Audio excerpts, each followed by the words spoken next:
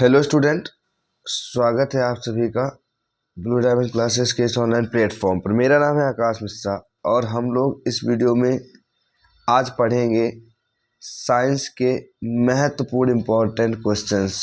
कम समय में ज़्यादा क्वेश्चंस को हम लोग करने की कोशिश करेंगे। तो आइए वीडियो को करते हैं यहाँ से शुरू। स्टूडेंट, पहला क्वेश्चन आपके स्क्रीन पर आपको दिख रहा होगा। पहला क्वेश्चन है, प्रकाश के परावर्तन के कुल कितने नियम हैं। पहला क्वेश्चन आपके सामने ये दिख रहा होगा। तो प्रकाश के परावर्तन के आपको पता है कितने नियम हैं स्टूडेंट? 2 नियम हैं। तो हमारा ऑप्शन नंबर कौन सा सही हो जाएगा? ऑप्शन नंबर बी सही हो जाएगा। चलते हैं नेक्स्ट क्वेश्चन की तरफ। लिखा हुआ है, दाढ़ी बनाने में किस प्रकार के दर्पण का उपयोग करते हैं। तो याद रखिएगा, अवतल दर्पण का उपयोग करते हैं। ऑप्शन नंबर कौन सा करेक्ट हो जाएगा? आंसर नंबर आपका सही हो जाएगा, अवतल दर्पण। चलते हैं नेक्स्ट क्वेश्चन की तरफ। नेक्स्ट क्वेश्चन आपकी स्क्रीन पर ये रहा।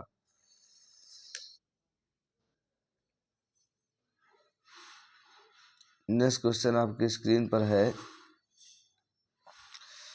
समतल दर्पण में बना प्रतिबिंब हमेशा कैसा होता। तो याद रखिएगा, समतल दर्पण में बना हुआ प्रतिबिंब हमेशा कैसा होता है स्टूडेंट? आभासी होता है। तो ऑप्शन नंबर आपका कौन सा सही हो गया?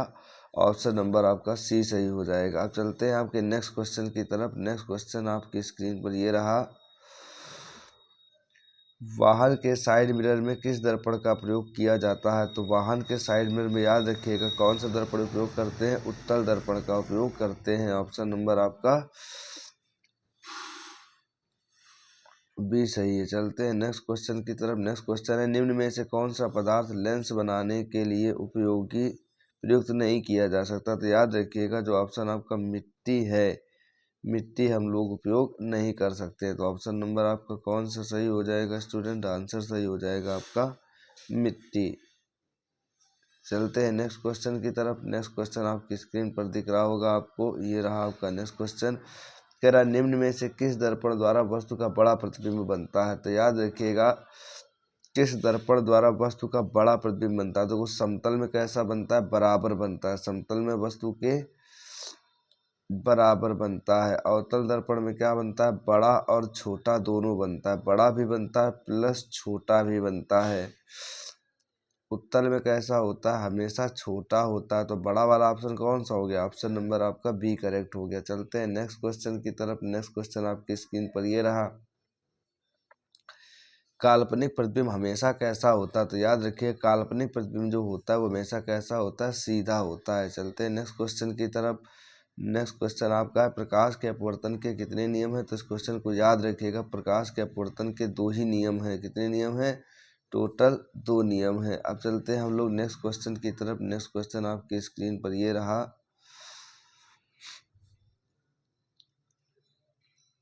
प्रकाश के अपवर्तन के टोटल 2 नियम है। अब चलते हैं हम लोग नेक्स्ट क्वेश्चन की तरफ। नेक्स्ट क्वेश्चन क्या है ये देख लीजिए। नेक्स्ट क्वेश्चन आपके स्क्रीन पर ये रहा, कह रहा है, लेंस में मुख्य फोकस की संख्या कितनी होती है ये बताना। तो याद रखिएगा, लेंस में मुख्य फोकस कितने होते हैं? 2 होते हैं। टोटल मुख्य फोकस कितने होते हैं? 2 होते हैं। चलते हैं नेक्स्ट क्वेश्चन की तरफ। ये छोड़ दीजिए, आपके सिलेबस में नहीं है। अब चलते हैं नेक्स्ट क्वेश्चन की तरफ। कह रहा, कौन से लेंस में वास्तविक और आभासी दोनों प्रकार का प्रतिबिंब स्टूडेंट बनता है ये बताना है। कौन से लेंस में वास्तविक और आभासी दोनों प्रकार का प्रतिबिंब बनता है। तो देखो, उत्तल में हमेशा आभासी बनता है। उत्तल में कैसा बनता है? आभासी। अवतल में आभासी और वास्तविक दोनों बनते हैं। आभासी और वास्तविक दोनों बनते हैं। इसके बाद हम लोगों का नेक्स्ट क्वेश्चन है, समतल। समतल में हमेशा कैसा बनता है? आभासी बनता है। तो कौन सा ऑप्शन करेक्ट हो जाएगा? तो याद रखिएगा, ऑप्शन नंबर बी करेक्ट हो जाएगा। चलते हैं नेक्स्ट क्वेश्चन की तरफ। नेक्स्ट क्वेश्चन है, लेंस की क्षमता का मात्रक क्या है। मैं इसको छोटा सा पतला और इसके साइज को चेंज कर लेता हूँ। कह रहा है, लेंस की क्षमता का मात्रक क्या होता है? सही बनता है। तो याद रखिएगा, लेंस की क्षमता का मात्रक क्या होता है?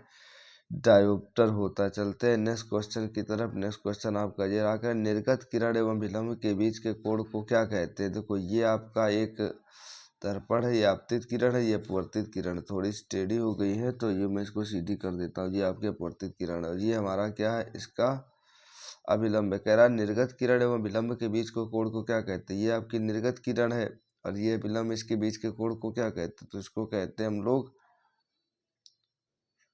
अपवर्तन कोण कहते हैं। ये आपका हो गया, सॉरी, परावर्तित किरण है ना, अभिलंब के बीच, निर्गत किरण और विलंब के बीच को परावर्तन कोण कहते हैं अपवर्तन कोण भी है, लेकिन वो नीचे की तरफ बनता है। तो आंसर कौन हो जाएगा, परावर्तन कोण वाला आंसर सही हो जाएगा। चलते हैं नेक्स्ट क्वेश्चन की तरफ।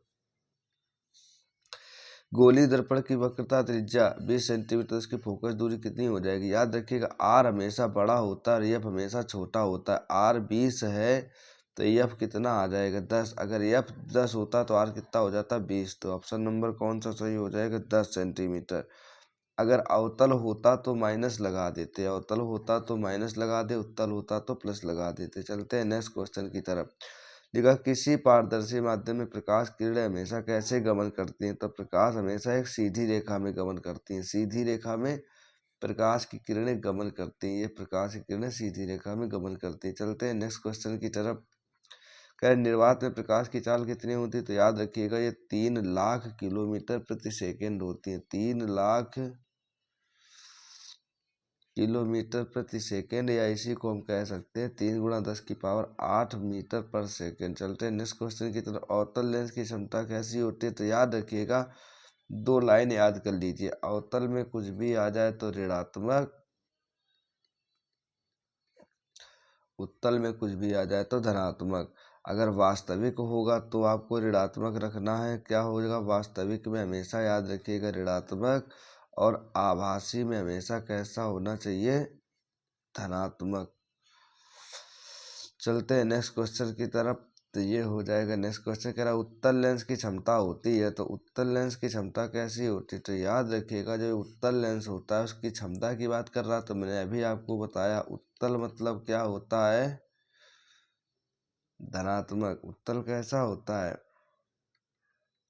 धनात्मक होता है।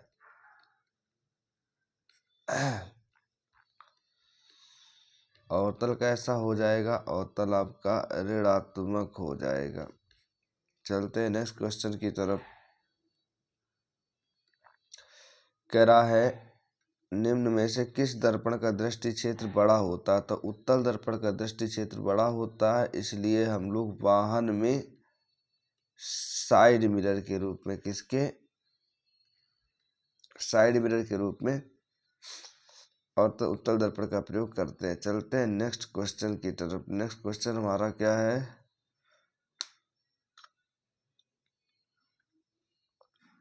अवतल दर्पण के मुख्य फोकस पर रखे बिंब का प्रतिबिंब कहाँ बनेगा। तो याद रखिए कभी भी अगर फोकस पर आप रख रहे हैं तो उसका प्रतिबिंब कहाँ पर बनेगा, अनंत पर बनेगा। फोकस पर रखी वस्तु का प्रतिबिंब कहाँ बनता है, तो अनंत पर बनता है। कहाँ बनता है, अनंत पर।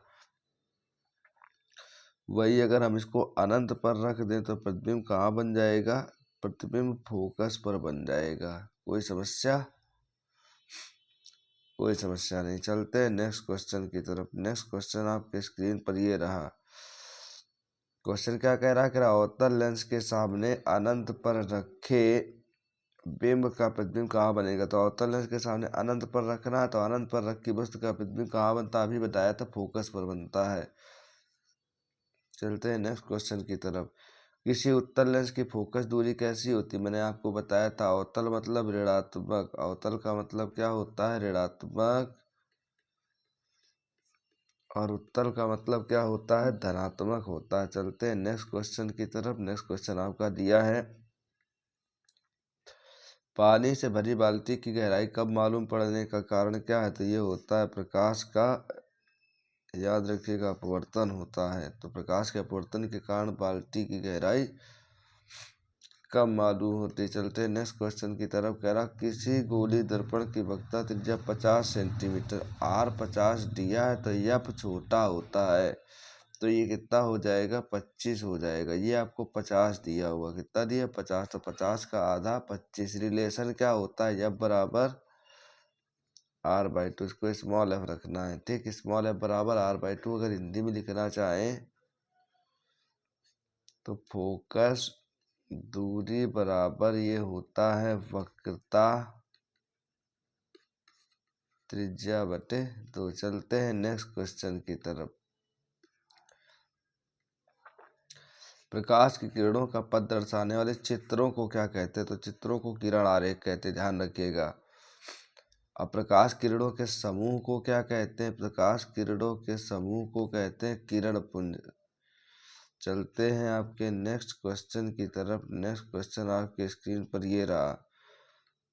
कह रहा सघन माध्यम में प्रकाश की चाल विरल माध्यम की अपेक्षा क्या होती? तो याद रखिएगा, जो आपका सघन माध्यम होता है, सघन माध्यम में प्रकाश की चाल अधिक कम होती है। सघन माध्यम में कम होती है और विरल माध्यम में कैसी होती है? प्रकाश की चाल अधिक होती है। इसको याद कर लीजिए, सघन माध्यम में कम, विरल माध्यम में प्रकाश की चाल अधिक होती है। चलते हैं नेक्स्ट क्वेश्चन की तरफ। प्रकाश किरणों के समूह को क्या कहते हैं? तो अभी मैंने पीछे बताया, किरण पुंज कहते हैं। क्या कहते हैं? किरण पुंज कहते हैं। इसको हम लोग क्या कहते हैं? तो किरण पुंज कहते हैं। ठीक, चलते हैं नेक्स्ट क्वेश्चन की तरफ। कह रहा प्रकाश गमन करता है, ये क्वेश्चन पूछ रहा है। प्रकाश गमन करता, तो याद रखिएगा प्रकाश हमेशा सीधी रेखा में गमन करता है। ऑप्शन नंबर ए करेक्ट हो जाएगा। चलते हैं नेक्स्ट क्वेश्चन की तरफ। लिखा है गोलीय दर्पण के ध्रुव तथा वक्रता त्रिज्या से गुजरने वाली रेखा को क्या कहते हैं? तो गोलीय दर्पण के ध्रुव, ये आपका ध्रुव है, ये लाइन है, तो ये ध्रुव हो गया। और वक्रता त्रिज्या मतलब इस जगह से जा रहा था, इसको हम लोग क्या कहते हैं? इसको हम लोग कहते हैं मुख्य अक्ष। क्या कहते हैं इसको? हम लोग मुख्य अक्ष कहते हैं। चलते हैं नेक्स्ट क्वेश्चन की तरफ। नेक्स्ट क्वेश्चन क्या है? गोलीय दर्पण के परावर्तक पृष्ठ के केंद्र को क्या कहा जाता है? तो ये परावर्तक पृष्ठ, इसका जो केंद्र होता है, इसको हम लोग क्या कहते हैं? इसको हम लोग कहते हैं ध्रुव। तो ऑप्शन नंबर कौन सा सही हो जाएगा? ऑप्शन नंबर आपका ये सही हो जाएगा। चलते हैं नेक्स्ट क्वेश्चन की तरफ। कह रहा वह गोलीय दर्पण जिसका परावर्तक पृष्ठ बाहर की तरफ वक्रित होता है, जिसका परावर्तक पृष्ठ बाहर की तरफ वक्रित होता है। एक मिनट, देखो परावर्तक पृष्ठ की बात कर रहा है। देखो बाहर की तरफ निकला है परावर्तक पृष्ठ। ये कौन सा दर्पण है? तो ये आपका उत्तल दर्पण है। कैसा दर्पण है? उत्तल दर्पण। अगर यहीं पर कह देता कि परावर्तक पृष्ठ अंदर की ओर वक्रित हो, देखो ये अंदर की ओर दबा हुआ है। अब कह दोगे सर ये पॉलिश कर दी थी, पॉलिश नहीं करी स्टूडेंट, ध्यान रखना है इस चीज को। कह रहा परावर्तक पृष्ठ बाहर, तो बाहर की तरफ निकला, तो पॉलिश अंदर की तरफ कर रहा है, ये पॉलिश कर रहा है। अब वो हम दिशा बता रहे थे कि दिशा किस तरफ है। ठीक, तो ये आपकी दिशा मतलब प्रकाश परावर्तन इस तरफ होगा। तो ये आपका कैसा है? उत्तल है। इसमें कह रहा है गोली तो परावर्तक पृष्ठ बाहर की तरफ वक्रित हो, देखो बाहर की तरफ वक्रित है, तो ये कौन सा है? तो उत्तल दर्पण है। तो आंसर इसका क्या हो जाएगा? उत्तल दर्पण। चलते हैं आपके नेक्स्ट क्वेश्चन की तरफ। वह गोलीय दर्पण इसका परावर्तक पृष्ठ अंदर की तरफ वक्रित हो, परावर्तक पृष्ठ का मतलब है यहाँ पे पॉलिश कर दी गई है। ठीक, और ये परावर्तन होगा यहाँ से, तो ये हमारा कौन सा है? ये हमारा अवतल दर्पण है। कैसा है? अवतल दर्पण। तो जब अवतल दर्पण हो जाएगा तो ये हमारा आंसर क्या हो जाएगा? इसका अवतल दर्पण। चलते हैं नेक्स्ट क्वेश्चन की तरफ। नेक्स्ट क्वेश्चन क्या है? लिखा है गोलीय दर्पण का परावर्तक पृष्ठ वक्रित हो सकता है, दोनों तरफ हो सकता है, इधर भी और इधर भी, तो अंदर या बाहर दोनों और ये वक्रित हो सकता है। नेक्स्ट क्वेश्चन चलते हैं। कह रहा मुख्य अक्ष दर्पण के ध्रुव पर क्या होती है? जो मुख्य अक्ष होती है, ये हमारी मुख्य अक्ष है दर्पण के ध्रुव पर, तो ध्रुव इसका ये हो गया P। तो इस पर क्या है? ये अभिलंबवत है। ये कैसी है? अभिलंबवत है। दिख रहा? तो ऑप्शन नंबर कौन सा करेक्ट हो जाएगा? ऑप्शन नंबर ए करेक्ट हो जाएगा। चलते हैं नेक्स्ट क्वेश्चन की ओर। कह रहा है पानी में डाली हुई छड़ी टेढ़ी क्यों दिखाई देती? तो याद रखिएगा अपवर्तन के कारण टेढ़ी दिखाई देती। किस कारण से? अपवर्तन के कारण। नेक्स्ट क्वेश्चन है प्रकाश विरल माध्यम में विरल माध्यम में प्रकाश की चाल सघन माध्यम की अपेक्षा, तो मैंने पीछे बताया था विरल में ज्यादा होगी और सघन में कम होगी। विरल में ज्यादा होगी और सघन में स्टूडेंट क्या हो जाएगी? कम हो जाएगी। तो ऑप्शन नंबर आपको यहाँ विरल में पूछा गया, तो विरल में क्या होती है? अधिक होती है। ऑप्शन नंबर ये सही हो जाएगा। चलते हैं नेक्स्ट क्वेश्चन की तरफ। कह रहा है ऐसा दर्पण जिनके परावर्तक पृष्ठ गोलीय है वे दर्पण क्या कहलाते हैं? तो गोलीय दर्पण कहलाते हैं। तो सीधा सीधा पता है। चलते हैं नेक्स्ट क्वेश्चन की तरफ। नेक्स्ट क्वेश्चन क्या है हमारा वो देख लीजिए। तो नेक्स्ट क्वेश्चन है, निम्न में से किस ठोस माध्यम का निरपेक्ष अपवर्तनांक अधिक होता है? तो याद कर लीजिए, दुनिया में एक ऐसा पदार्थ है हीरा, हीरा जिसका अपवर्तनांक बहुत ज़्यादा होता है, दुनिया में सबसे ज़्यादा इसी का अपवर्तनांक है। तो ऑप्शन नंबर आपका ए सही हो जाएगा। कह रहा हीरे का अपवर्तनांक कितना होता है? तो ये आपका हीरे का अपवर्तनांक 2.42 होता है। कभी कभी 2.4 भी दिख जाएगा, तो परेशान नहीं होना है।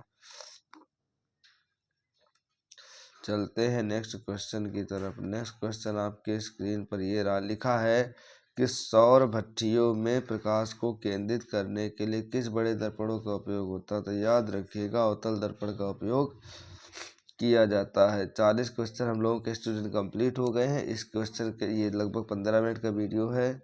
अब इसके बाद आपका जो 40 क्वेश्चन है वो नेक्स्ट वीडियो में करवा देंगे। तो मिलते हैं नेक्स्ट वीडियो में, तब तक के लिए धन्यवाद। अगर वीडियो अच्छा लगा हो तो वीडियो को लाइक शेयर और सब्सक्राइब जरूर करें। धन्यवाद।